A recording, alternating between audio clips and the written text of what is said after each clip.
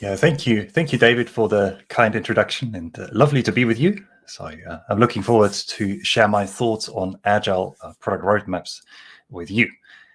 So yeah, Agile product roadmaps. So I thought to get started, I'll discuss what is a product roadmap to make sure we have the same understanding, at least a shared understanding, and then talk about a specific road mapping approach, goal-oriented or outcome-based roadmaps, try and put the roadmap then a little bit in context, and wrap up with some thoughts on how to involve stakeholders in creating the roadmap and how often a roadmap should be reviewed and adapted. So, I don't know how this is for you, but here in the UK, where I'm based, the days are still rather short. It's pretty chilly and damp. And so this is the time of year when I start thinking about a summer holiday, when I think, oh, wouldn't it be nice to spend some time somewhere nice and warm? And where could we go if we want to recharge our batteries in the summer, have a good time, hang out? Well, maybe somewhere south of France. And so I'm based, as you can see here, just outside London, in a little place called Wendover. And one of the places that we could consider going to in the south of France is called Agile-sur-Mer. Apparently, it has lovely beaches. But also, if you're like me and you get a little bit restless and bored after hanging out at the beach for a few days, you can easily head to the back country. There's some hills and mountains, and maybe do some walking, running, cycling. Now, it's quite a journey, assuming we drive to southern France, and experience has told me that it's worthwhile to think about the options and anticipate sort of some key decision points along the journey. The first one is, how do we get from the UK to France? Then, should I drive via Paris, or should I maybe choose a route that takes me via Lyon? Then it's a pretty long journey. Google Maps here says 14 hours driving time around about. So maybe I should break up the journey and book a hotel. Now, just like I'd think through the different options and try and identify the best routes, make the right route choices, and think about the journey I'd like to embark on. I think we should do the same thing for our products as product people. And so this is exactly where a product roadmap comes in. So what is a product roadmap? Now, in my mind, a product roadmap is an actionable plan that shows how our product is likely to grow or evolve over the coming months. So a good time frame I find for a product roadmap is about 12 months, or looking ahead to the next 12 months. If that's too far out without resorting to speculation, then maybe shoot for 6 to 9 months. And if you have a product that involves hardware, then sometimes you have to choose a longer period, maybe around 24 months. Now, a product roadmap typically covers several major releases or product versions. Think about iOS 15 or Windows 11, for instance. So that's the software delivery that typically makes a noticeable difference for the users and possibly customers. And then finally, there are different types of roadmaps. I mean, in fact, there are all sorts of roadmaps. There are visionary roadmaps, there are technology roadmaps. I'm really focusing on product roadmaps. And when it comes to product roadmaps, people commonly distinguish, again, two types. There are public or customer-facing external roadmaps, and there are internal roadmaps. And so I'd like to focus on internal roadmaps. So roadmaps that help guide development team members and stakeholders and facilitate their work. So I've already started talking about some of the benefits that product roadmaps can deliver. There are several. So I find them, generally speaking, useful tools, useful product management tools. One of the reasons is that they offer us a continuity of purpose beyond the next few sprints and the next few months. And I find that's particularly valuable in an agile context where, sometimes development teams really think from sprint to sprint. And so having then midterm objectives or goals or outcomes to work towards can be very beneficial. And then an effective product roadmap helps align the stakeholders and development teams and helps people collaborate. It's a shared strategic product plan that describes the outcomes that we want to achieve together. And so, hopefully that allows people to work together effectively. And at the same time, it gives people the necessary guidance so they can get their work done. And then depending on how we play things, product roadmap can help us communicate how an overarching product strategy will be implemented. And I'll talk about the relationship, or how you can set up the relationship between a product strategy and a roadmap in a little while. And then another benefit will be that the roadmap can help us unburden and at the same time direct the product backlog. And again, I'll talk a little bit more about the relationship between the product roadmap and the product backlog later on. And then finally, if you have to acquire a budget, then again, that's something the product roadmap can help you with. Now, this starts to sound like a sales talk for product roadmaps, right?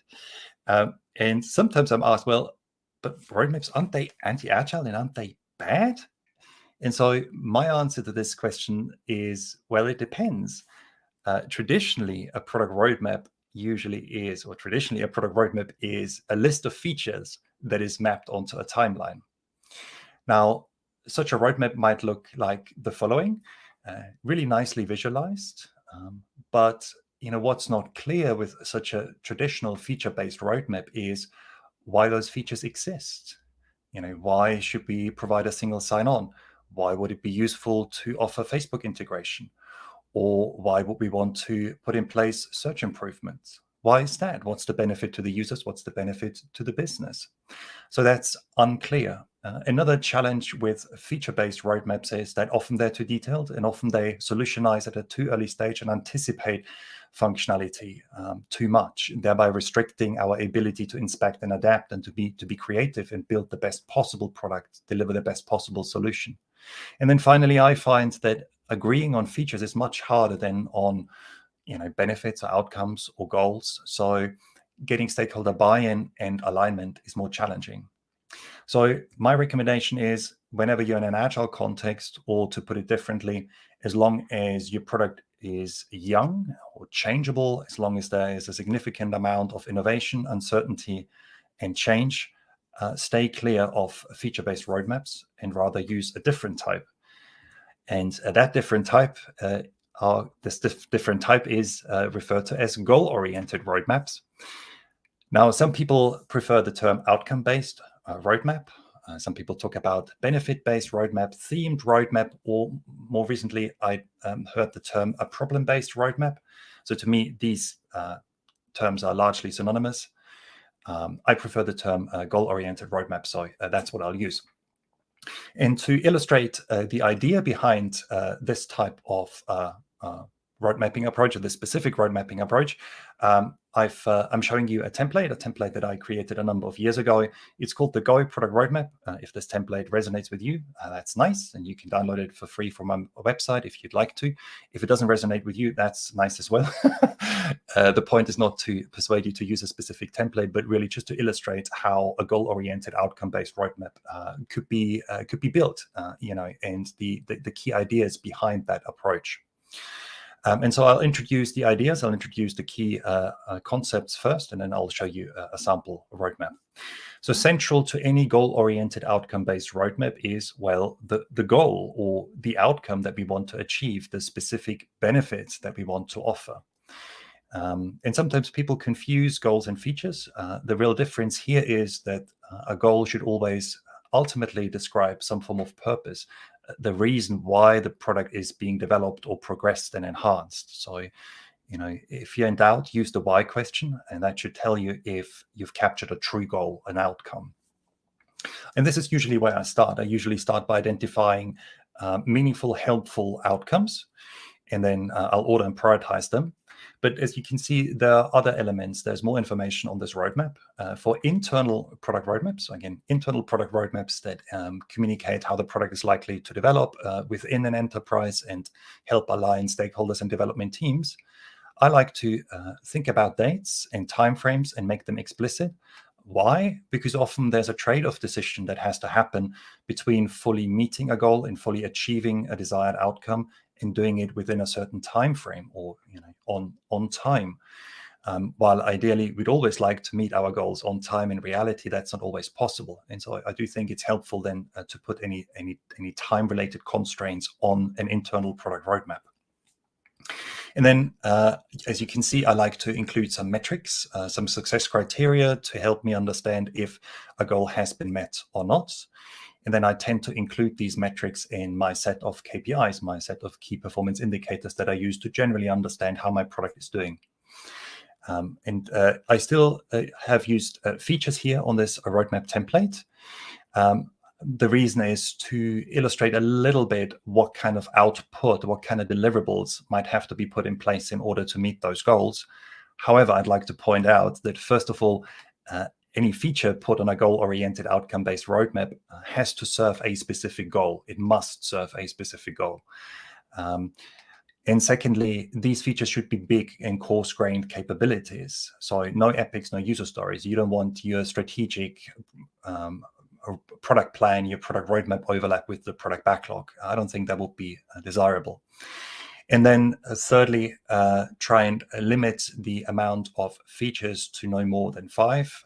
And my preference is really to use only 2 to 3 per goal, that is. So really the goal take the center, or the goals, I should say, take the center stage. Features are just there to illustrate, roughly what kind of output, what kind of deliverables have to be provided. So let's look at a sample roadmap. Oh, sorry, no, I'm rushing things. Well, yeah, that's a 5th element. So if meeting the goal results in something like a major release, a new product version, then here you have the opportunity to give it a name. A while back, Android, I think, went through a phase where they used really cool names. Was there one a release that was called Marshmallow or something? Yeah. Anyway, let's look now at a sample roadmap. This is for a made-up well-being product, so it's also a made-up roadmap just for illustration purposes. And as I briefly mentioned earlier, I like to start with the goals. And so here, this is a healthy eating product. The first goal and a first step towards helping people maybe eat more healthily might be to make the users aware of their current eating habits and at the same time acquire an initial user base.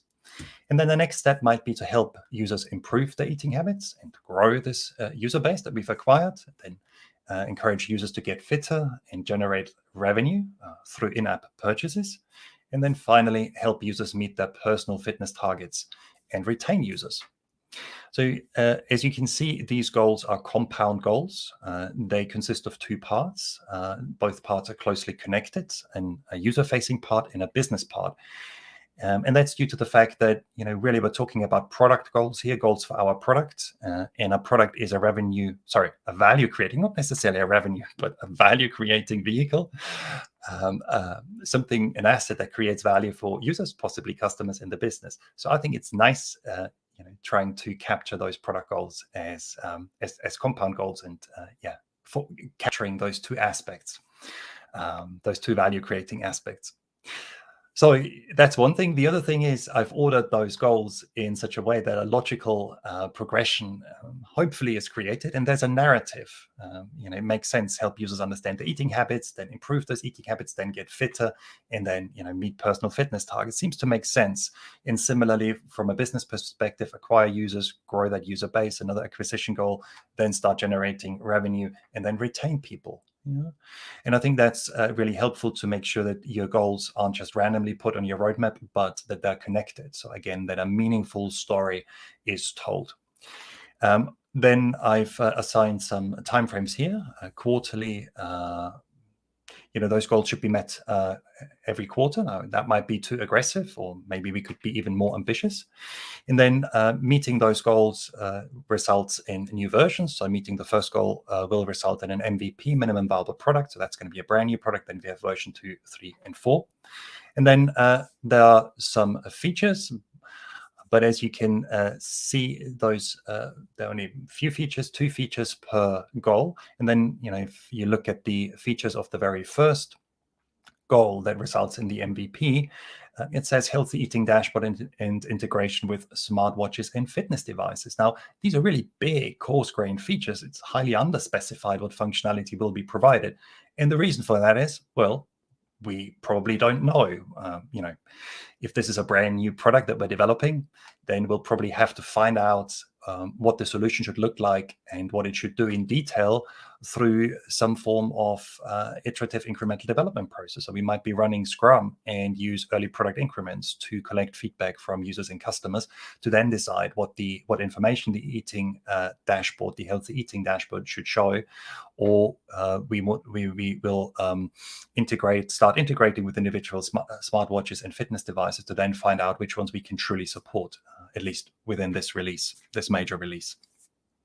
And then finally, a quick look at the metrics here, even though I should say, there's only in a way one proper measurement on here, and then the rest are just placeholders. So, when you look again at the MVP related goal, the statement says be in the top 15 diabetes apps 6 weeks after launch. So that's probably good enough. We could make that a little bit more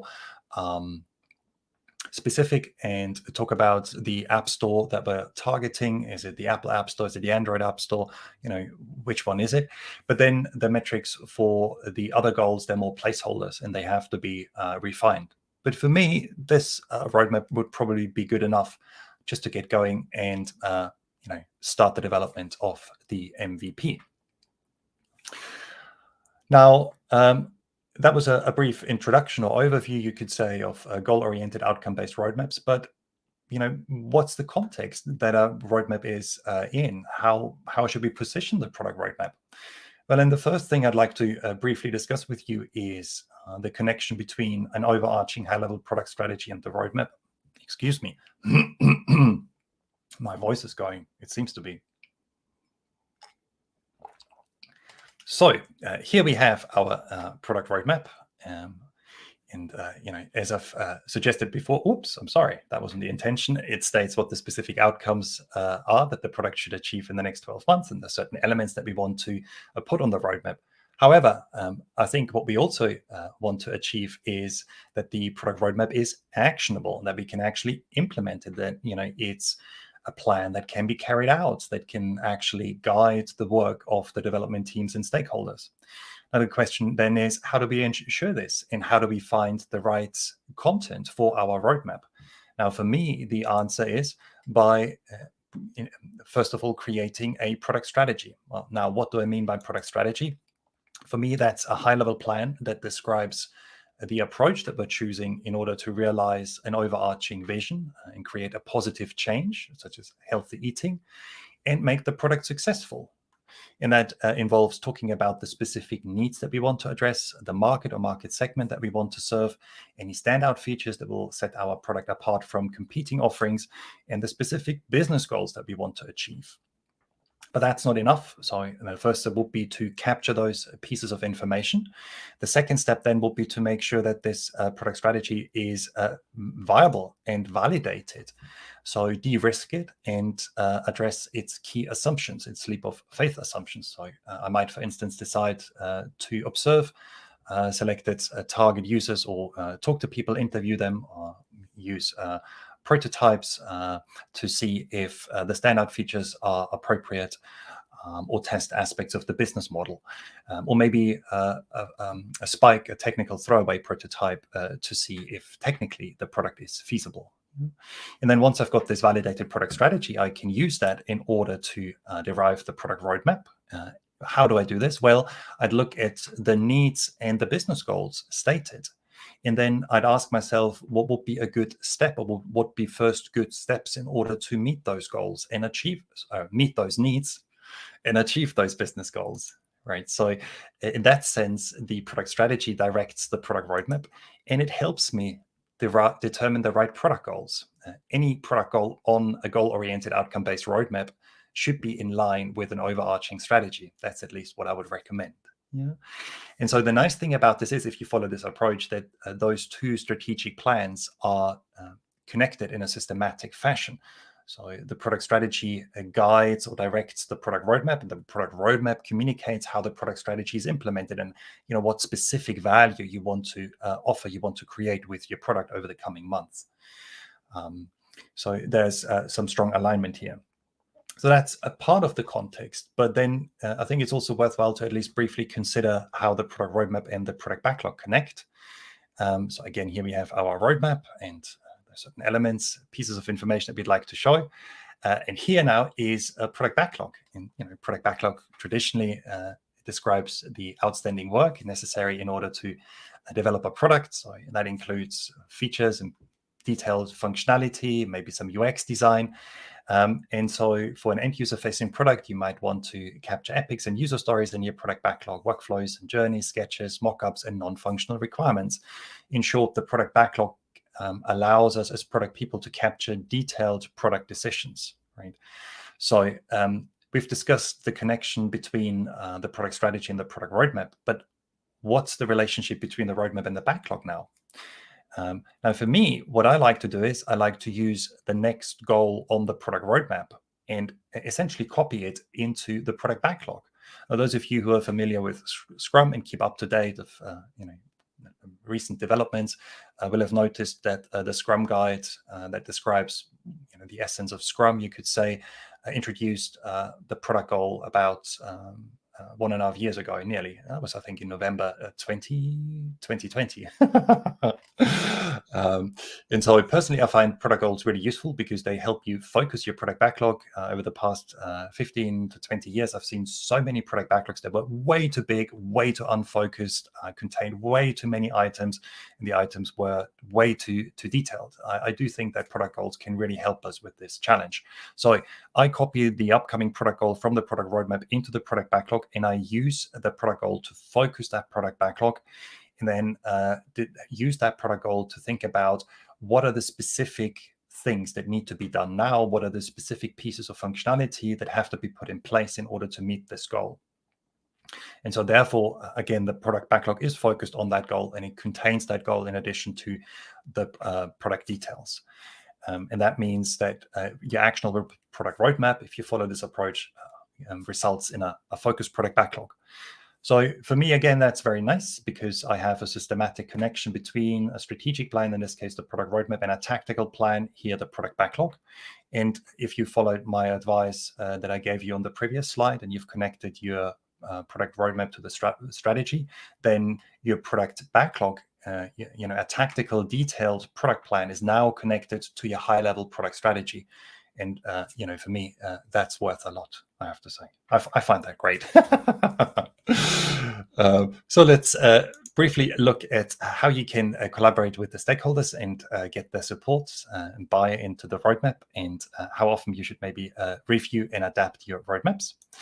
Now, I'm a really big fan of adopting a collaborative road mapping approach. So rather than the person in charge of the product coming up with the product roadmap in their office, or, wherever that might be these days, and then going from stakeholder to stakeholder and saying, look at this great roadmap that I've created, what you think, doesn't it look nice, and you're sure you're going to support this, right? And try and sell it, or convince people, possibly even persuade people. I think it's often more effective to bring the right people together, be it online or be it on site in form of a workshop. So here we have the person in charge of the product, and then I would encourage you to invite development team representatives. So those are team members from the development team or the different teams. Maybe make sure that you invite somebody who knows about architecture, technology decisions, somebody who knows about programming, somebody who knows about UX maybe, and somebody who knows about testing. So you have a good mixture of people here, and then invite the key stakeholders. Now, for a commercial revenue generating product, that might be somebody from marketing, somebody from sales, support, finance, maybe service. So in short, people who have to contribute to help you make the right product decisions, who support your needs in order to progress the product and ultimately also provide the product, market and sell the product in the example stated. But then as collaborative decision-making and collaborative road mapping can be challenging, particularly if people don't know each other very well, don't trust each other that much, or aren't used to group decision-making, collaborative decision-making.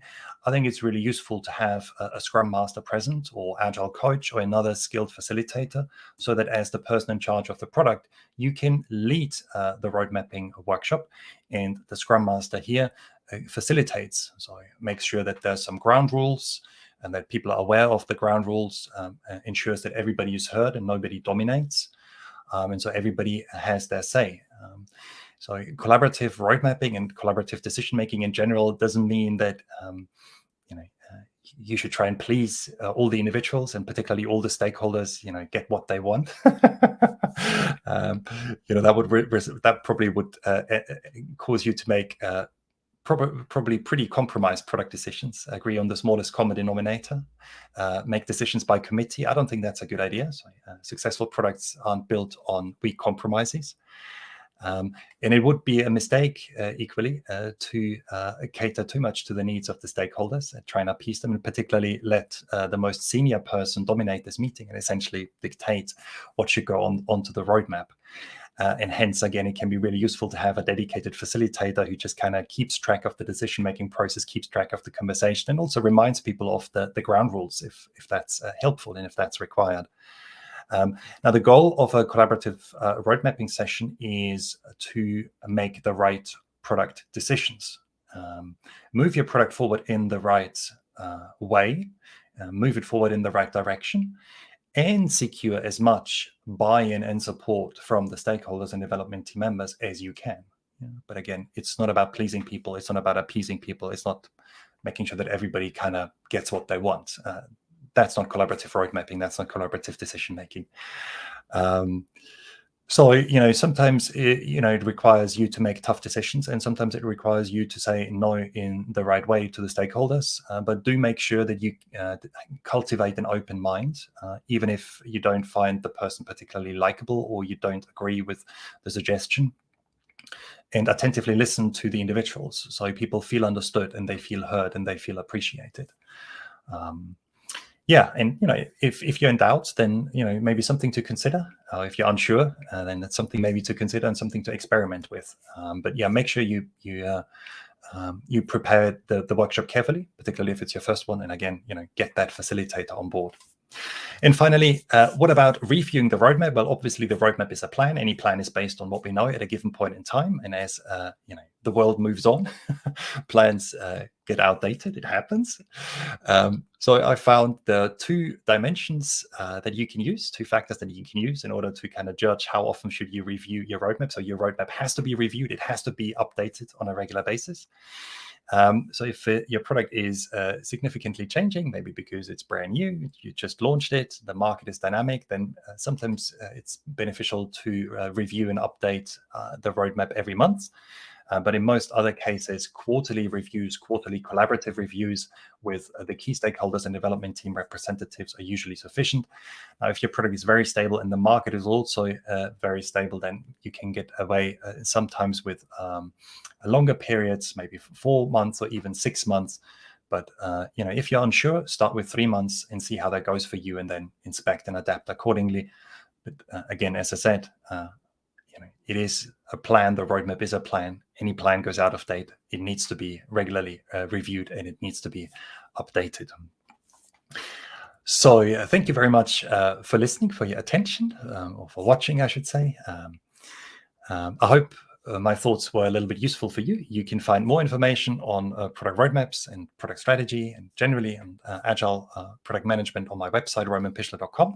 There are also 2 books that I've written that might be helpful for you. Strategize talks about product management and roadmap practices, and much more about goal-oriented roadmaps that I was able to in the context of this talk. And then my latest book, How to Lead in Product Management, talks about stakeholder management, talks about collaborative decision-making, securing buy-in, all those good things that are important in order to successfully apply product road mapping practices. And I'm very much looking forward to questions now, but if for whatever reason your question doesn't get answered, then don't be shy, reach out to me and drop me an email. So thank you again. That's great. Thank you so much, Roman, for a fantastic talk. Again, hugely appreciate your time and sharing your expertise. I took down a few notes I really loved. I think the guidance you gave around collaborative road mapping, and it's not about pleasing people, it's about getting to the right decisions and also cultivating that open mind. So thank you again for all the learnings in that talk. So folks, we do have a few minutes for questions, and I've seen a few come through through the chat so far. So just if you do have any questions, please add them into the chat, and we'll try to get to as many as we can. So yeah, we'll start with the first one here. I think this is from Richard. I'm wondering if you've had experience of using this roadmap in early stage businesses when your product strategy is not fully validated. Do you think you shouldn't use the roadmap yet? Yeah, nice question. Thank you for asking it. My preference would be, and my advice would be to first create your product strategy and validate that product strategy in the sense that you're confident that you've chosen the right target group, the right market segment, you've chosen the right problem to address or the right benefits to offer. You've got maybe 3 to 5 effective standout features that really set your product apart from competing offerings and give people a reason to use it or buy it over those competing products. And finally, you have a few business goals that, again, you're confident that you can achieve, and there's a business model that will, in one way or the other, support and monetize your product. I think it's really useful to do that first and have that confidence, but also have data to back up the decisions that you've taken, the strategic product decisions that you've taken, before you then think about, okay, what about specific outcomes? What about specific goals? Because otherwise, the big danger is that your roadmap will be speculative, and it's sort of there's some wishful thinking that creeps into it, which then means that it's no longer an actionable plan. It's more like a hope and pray type plan, but I don't really think that's what a product roadmap should be. So yeah, create and validate your product strategy first. Once you've done that, then create your product roadmap. And if you can't look beyond the MVP, the very first offering that you want to, or the very first release that you'd like to offer, then that's okay as well. Then either don't create a product roadmap, or just essentially have a product roadmap that literally only has one outcome, one goal on it. And then continue to expand it as you learn more, and as you gather more information, and as you maybe get feedback from users and customers on early product increments, or then on that MVP. Absolutely, and thanks Rebecca for that question. So we'll move on. So this one comes from Mariana. So how do you change the mindset to transition from a feature-based roadmap to goal-based? So I know probably a good few folks in our community have experienced this in the past. Do you have any guidance on that, Roman?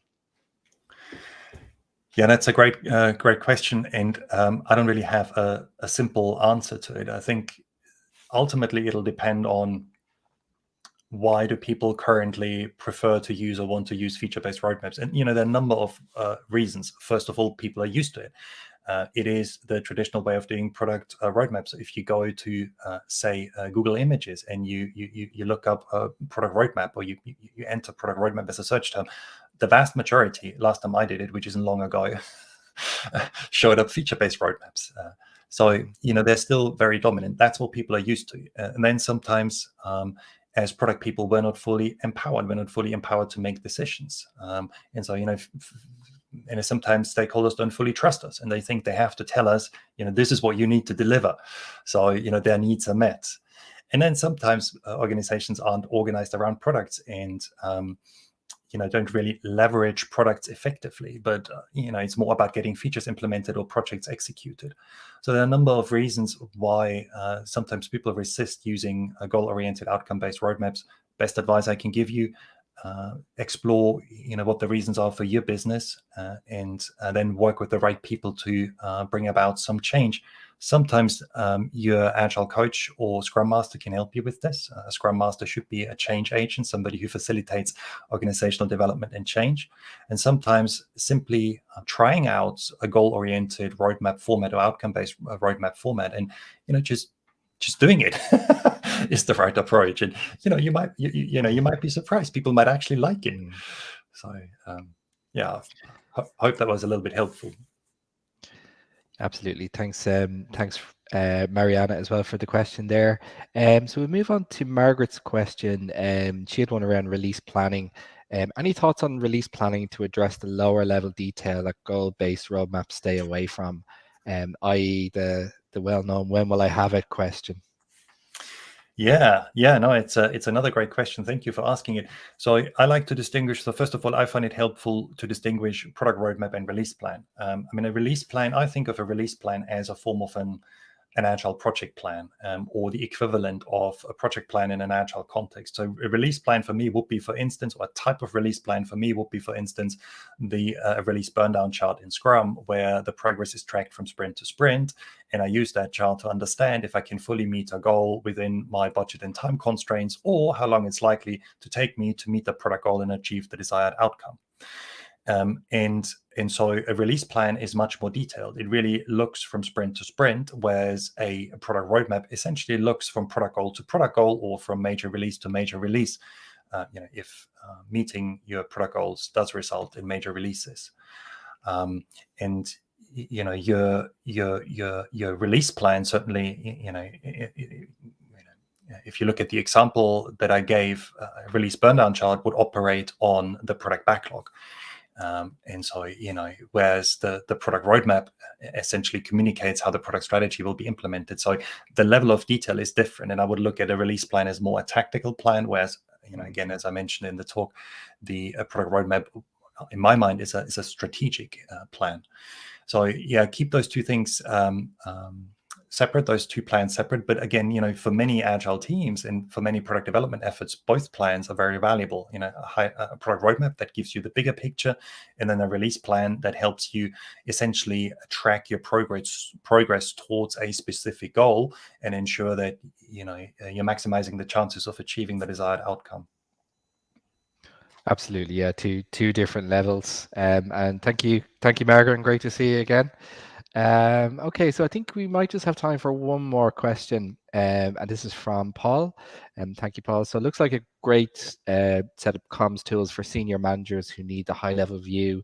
Does it work better with a particular set of stakeholders? Yeah, nice question. I don't know. I think that in a way the benefit and the drawback of any goal-oriented outcome-based roadmap are those goals and outcomes. So people have to be comfortable working with goals and see the benefit in working with goals. I mean, in recent months and years, there's been a lot of interest and attention around OKRs, objectives and key results. And I think a lot of organizations have tried to apply them, and not all of them found it easy. And I think one of the reasons is really that using OKRs requires a company to be good, or at least effective, and know how to set goals, and then give people the autonomy and the empowerment they need in order to work towards those goals. Now, what's true for OKRs is also true for a goal-oriented outcome-based roadmap. So if you do an outcome-based roadmap, but people still kind of want to check up and understand, but you'll deliver this piece of functionality and I'll get this feature. Then it's like, oh, that's not the point. The point is really that we agree on that goal, that outcome, and then only sketch certain aspects of the solution in a very coarse-grained way. And then come, say, for instance, to sprint review meetings, if you use Scrum as a development process, and see with your own eyes how the solution is emerging, and help us make the detailed product decisions. But don't stick it all into your product roadmap. So sometimes it's related, I guess, to the mindset question that was raised earlier. It's really related to who the stakeholders are, and if they're open to change their approach, if currently what is being used are feature dominated plans, feature dominated roadmaps. Absolutely. And thanks, Paul. Thank you for the question. So folks, we're just about out of time, and we could go on for another half an hour with questions. Roman, just again, if people want to reach out or find out more about you, where can they do that? Yeah, thanks, David. My website is a good place to start. And so, as I've mentioned before, there's quite a lot of information available about product roadmaps. Also a little video that explains you how to use the template that I showed earlier. Quite a few blog post articles on product roadmaps. So yeah, have a look around. If you can't find what you're looking for, drop me a line.